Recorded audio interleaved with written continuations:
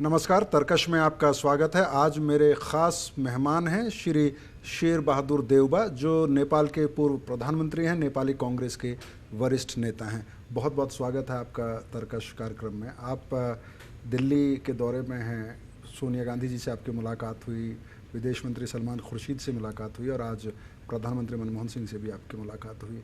क्या एजेंडा लेके आए हैं? हम यहाँ हमारी जो एजेंडा सच तो नहीं थी, फिर भी जो नेपाल में हमारे जो माओइस्ट इंसर्जेंसी था, बहुत बड़ा वायलेंस था, राजा ने भी सारा अधिकार अपने ऊपर लिया था।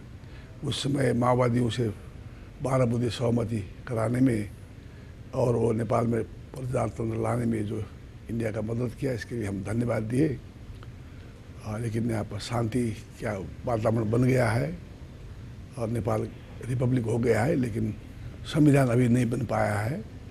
वो संविधान बनाने में हम लोग गए नेपाल में। वो संघीय डेमोक्रेटिक जो फेडरल डेमोक्रेटिक रिपब्लिक जो कॉन्स्टिट्यूशन बनेगा, उसमें लिए अब इलेक्शन हो रहा है। उसमें भारत का सहयोग चाहिए, लॉजिस्टिक सहयोग चाहिए और सब किस्म का सहयोग चाहिए कहकर हमने रिक्वेस्ट किया सोनिया जी से और सलमान जी से और प्राइम मिनिस्टर से, और खास प्राइम मिनिस्टर से हमारे और बातें भी हुई।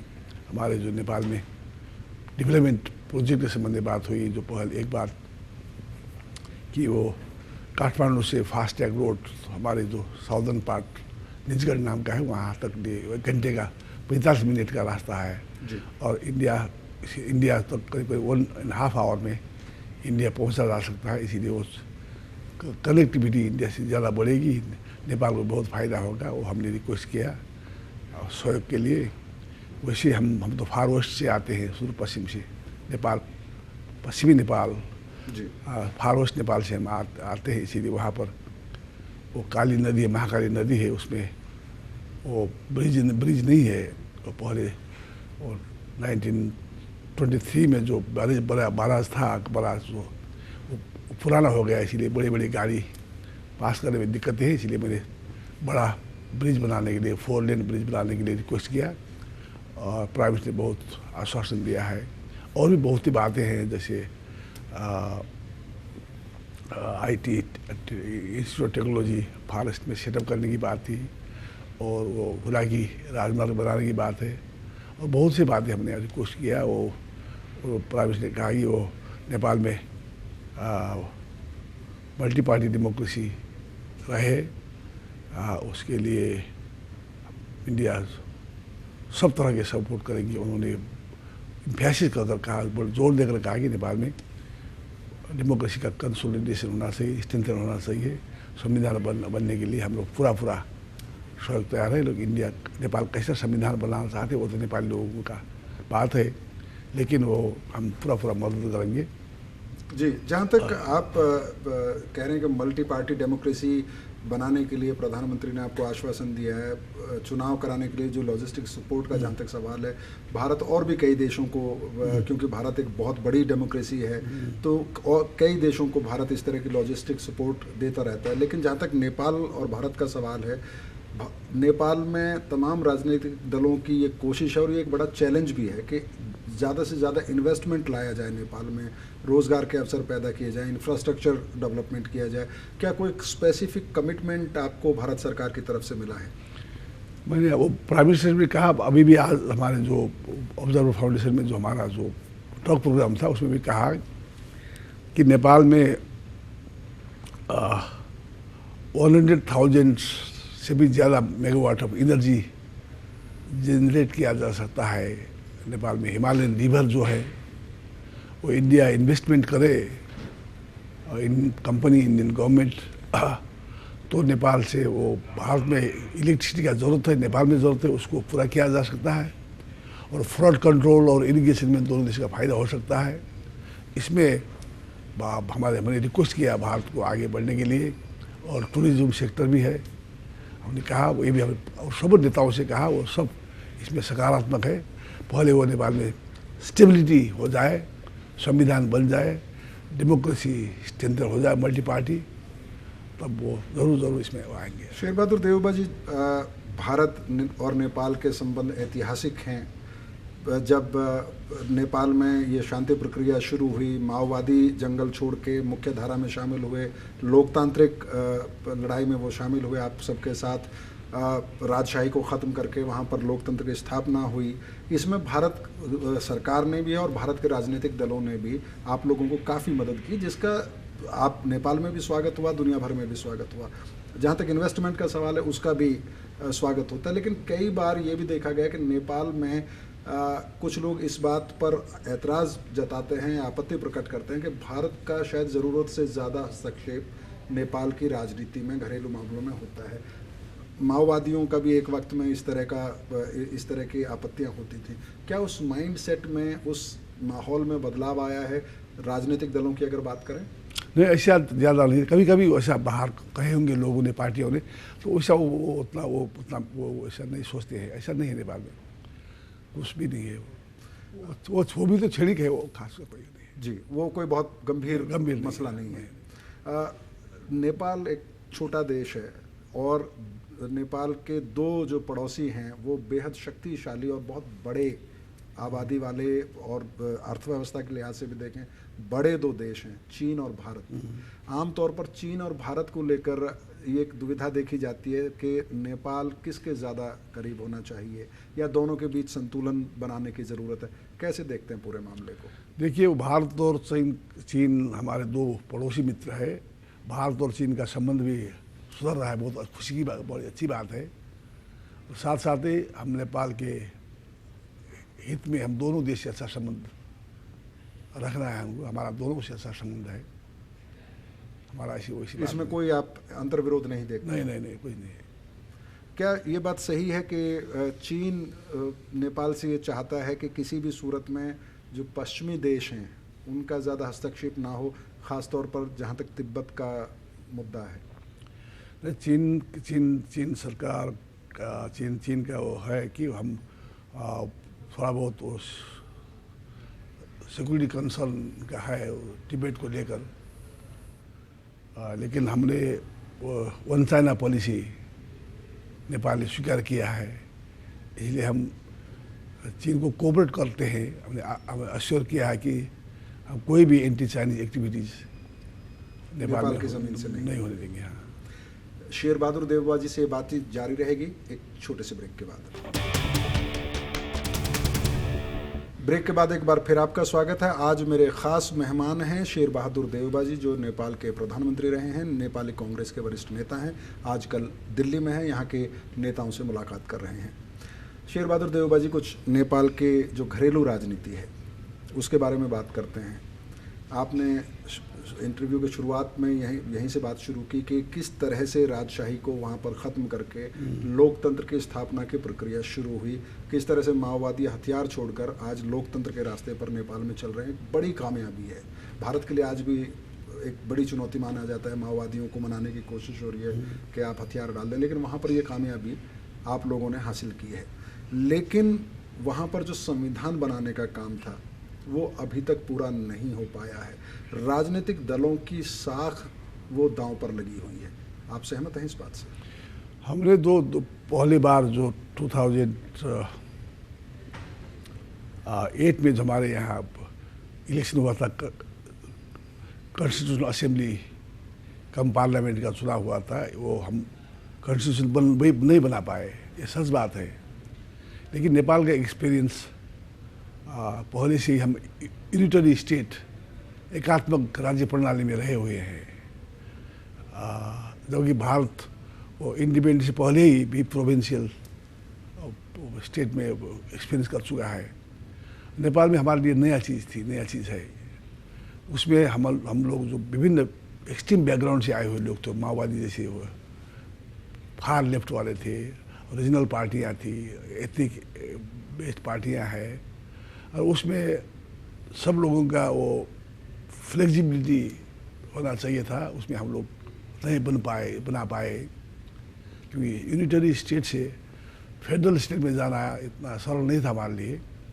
और अब चूँकि जब फिर जो इलेक्शन में जा रहे तो हम लोग सब पार्टियों ने रियलाइज़ किया है कि फ्लेक्सिबिलिटी ज़रूरी है लचीलापन ज़रूरी है और सब लोगों को मिलकर सब लोगों की भावना को समेट कर एक तो फेडरल डेमोक्रेटिक रिपब्लिक कॉन्स्टिट्यूशन बनाया जाए और सब लोगों ने रियलाइज़ किया है, मुझे विश्वास है अब ये कॉन्स्टिट्यूशन बनेगा और इससे नेपाल में एक तो स्टेबिलिटी आएगी और डेमोक्रेसी की नींव स्थापित होगी और डेमोक्रेसी को स्ट्रेंथन सुदृढ़ीकरण करने में भी मदद मिलेगा।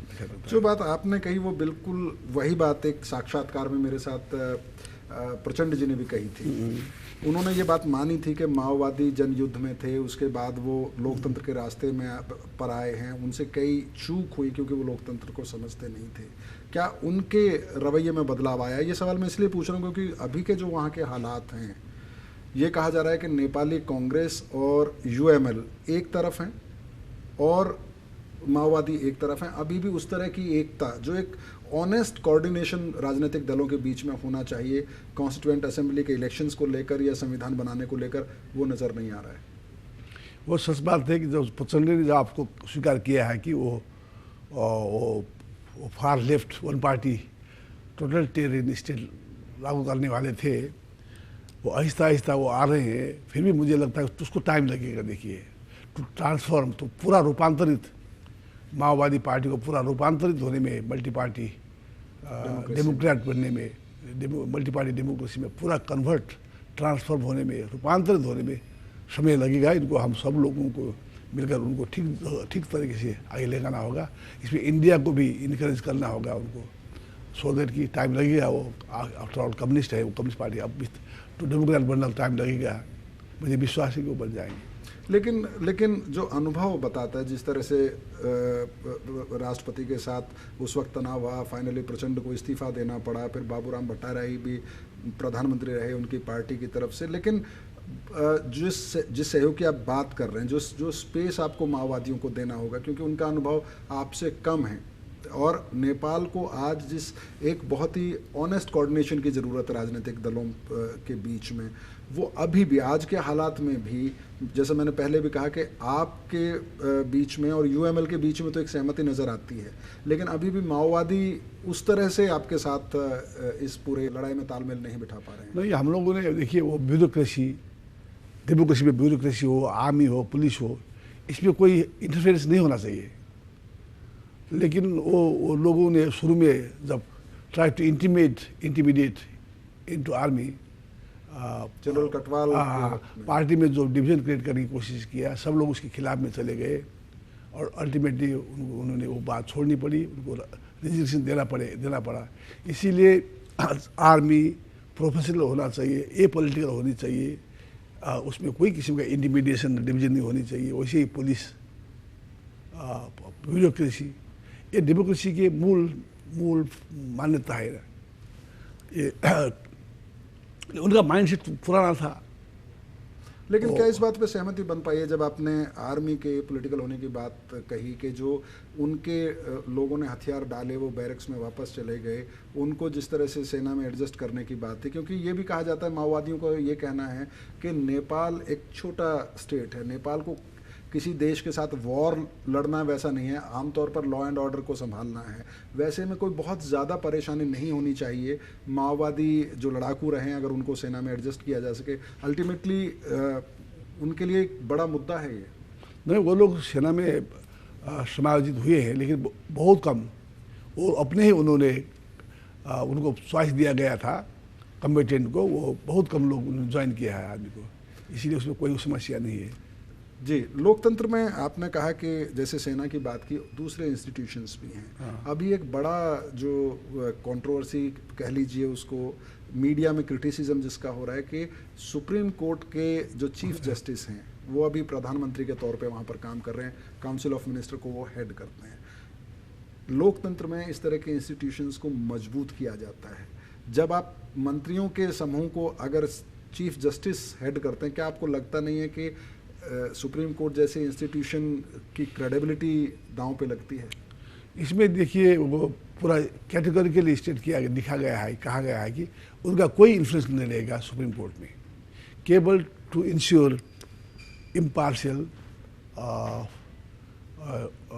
Election, fair, impartial and fair election, to ensure fair and impartial election, क्योंकि chief justice could be more fair, more impartial to hold election, इसीलिए उनको बनाया गया है।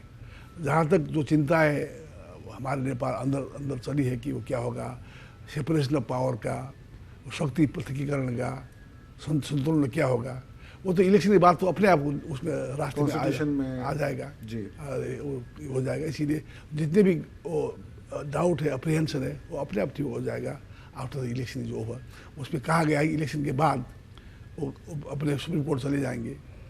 लेकिन उनके काउंसिल ऑफ मिनिस्टर को हेड का जो फैसला उन्होंने किया है उसको लेकर ये कहा जा रहा है कि बार काउंसिल में काफ़ी उनके खिलाफ नाराज़गी है, जो जजेस हैं उनके इम्पार्शल होने पे क्वेश्चन उठ रहा है। आपको नहीं लगता है कि कोई और तरीका हो सकता था बजाय चीफ जस्टिस को? अब तो हम लोग को निर्णय कर चुके हैं, अब इसमें फिर दूसरा सोचना जरूरी नहीं है, क्योंकि नवंबर में तो इलेक्शन होना है। फिर भी वो हमारे एक तो 4 पार्टी मैकेनिज्म है टू रन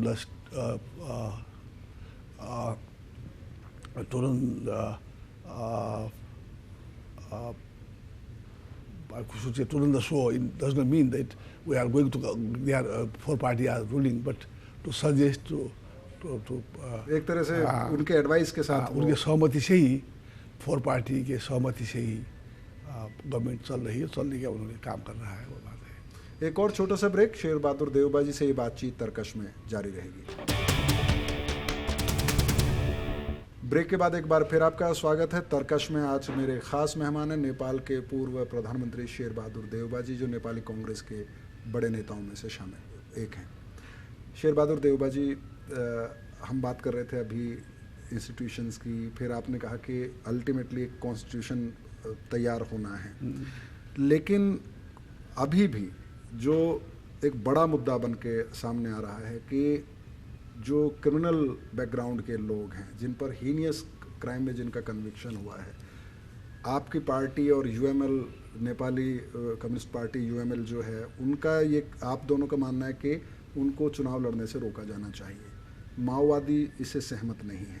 कैसे आप उम्मीद कर रहे हैं कि नवंबर दिसंबर में चुनाव हो जाएंगे? इसमें भी सहमति करीब हो गई है, क्योंकि माओवादी जो थे वो वायलेंस में जो उन्होंने इंडल्स थे, जो हथियार से वो लड़ाई में थे, और उसमें वो उनका तो पॉलिटिकल वायलेंस था, उनको वो पॉलिटिकल क्राइम था, इवन इट वाज क्राइम, इसीलिए वो पॉलिटिकल माना जाए। इसीलिए before the peace accord, you know जी, the crime committed by Maoists while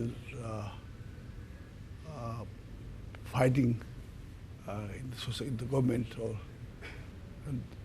that should be pardoned, pardoned, at the same time that should be interpreted as a political offense, like, you know. तो आप उनको ये विश्वास दिलाने की कोशिश कर रहे हैं कि उनके जो उनकी लड़ाई थी वो एक राजनीतिक लड़ाई थी, और उसके आधार पर कम से कम पीस प्रोसेस माओवादी पार्टी के उम्मीदवार को चुनाव लड़ से नहीं रोका जाए। माओवादी पार्टी थी, वो वायलेंस में वो उसमें लगी हुई पार्टी थी, इसमें हम सहमत नहीं थे, और पीस प्रोसेस में मेन स्ट्रीम में आ गए हैं, तो उस पार्टी को हम लोगों को ऐसे चीज़ ले आगे रखकर उनको इलेक्शन में पार्टिसिपेट कराने में मदद नहीं मिलती, क्योंकि उनको हम जैसे भी पार्टिसिपेट कराना है इलेक्शन में, इसीलिए उनको ऐसी चीज़ों को हम उनको नज़रअंदाज करने आवश्यक है। इसी बात नेपाली मीडिया के खबरों को अगर देखा जाए तो ये कहा जा रहा है कि जो लगभग सभी बड़े नेता हैं वो एम्बिशियस हैं। शायद ही कोई ऐसा बड़ा नेता है जो पिछले दिनों में नेपाल का प्रधानमंत्री ना रहा हो, जो एक मेन काम था कॉन्स्टिट्यूशन बनाने का, कॉन्स्टिट्यूएंट असेंबली ठीक से काम करे, टाइम पे संविधान बने, लोकतंत्र लागू हो, जो लोगों की अपेक्षाएं थीं। अब ये कहा जा रहा है कि शायद लोग उतने उत्साह के साथ लोकतंत्र में के इस प्रक्रिया में हिस्सा ना लें। आप सहमत हैं इस आलोचना से? नहीं, people are sovereign, you know, इसीलिए पीपल तो सार्वजनिक सत्ता संपन्न है ना, वो तो मालिक है देश को, उनका ताकत तो वोट देना है ना, ताकत वो तो गवर्नमेंट बनाते हैं, गवर्नमेंट बदलते हैं वोट के माध्यम से। लेकिन वैसा मौका कहाँ? तो इलेक्शन हो रहा है अभी, वो भी तो है ना, इसीलिए वो ताकत तो जनता के पास है, वो जिससे वो खुश नहीं, उनको सजा देती है हरा कर जनता, किसी को जिता कर पुरस्कार देता है, किसी पार्टी को, इंडिविजुअल को। इसलिए वो ताकत जो एक्सरसाइज करने के लिए राइट है हमारे जनता को, वो एक्सरसाइज करने के लिए वो जरूर तैयार है, बहुत खुश। हमारे वो पार्टिसिपेशन बहुत बढ़ेगा इस बार, ऐसी बात नहीं है। क्योंकि अभी वो नेपाल में टेरर, इंटिमिडेशन एंड थ्रेट का परसेप्शन, थ्रेट का वो कम है, लेवल घटा हुआ है।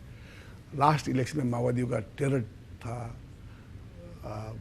इंटिमिडेशन, टेरर टैक्टिक्स, और उस वक्त शायद उनको इसलिए छूट दी गई थी उतनी कि कम से कम वो लोकतंत्र के रास्ते पे आ रहे हैं, कम से कम वो चुनाव के रास्ते पे आ रहे हैं, तो उनको ना रोका जाए अगर थोड़ा बहुत उसमें कोई वायलेंस भी होता है। इस बार वो ज़्यादा विवेक पीपल जनता जरूर प्रयोग करेगी, ऐसा लगता है। एक और आलोचना की जा रही है, वो ये कि जो एक कमीशन वहाँ पर स्थापित किया गया है कि जो अथॉरिटी का अब्यूज़ किया गया था, उसको लेके उसके जो चेयरमैन इलेक्ट किए गए हैं या अपॉइंट किए गए हैं, वो किंग ज्ञानेंद्र के वक्त में चीफ सेक्रेटरी होते थे, जिनको एक वक्त में ये था कि उनके ऊपर मुकदमा चलाया जाना चाहिए।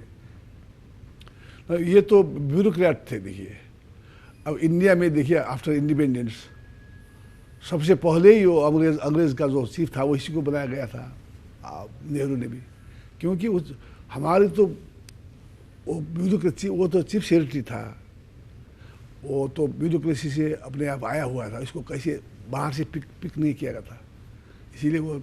तो आप ये कह रहे हैं कि जो ब्यूरोक्रेट्स थे वो तो आदेश का पालन करते हैं सरकार के, उनके खिलाफ विंडिक्टिव होने का।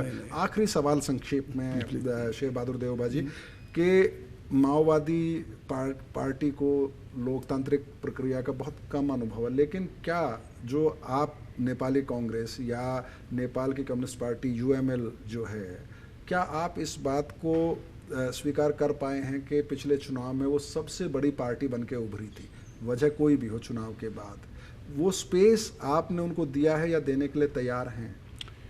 देखिए वो स्पेस की बात तो उनको, अब देखिए बहुत प्रोसेस में है, अभी काट मार बंद हुआ है, वो बाहर वो कर रहे हैं, वो इलेक्शन में लड़ रहे हैं, वो तो जनता डिसाइड करेगी कौन पार्टी बड़ी होगी कौन छोटी होगी।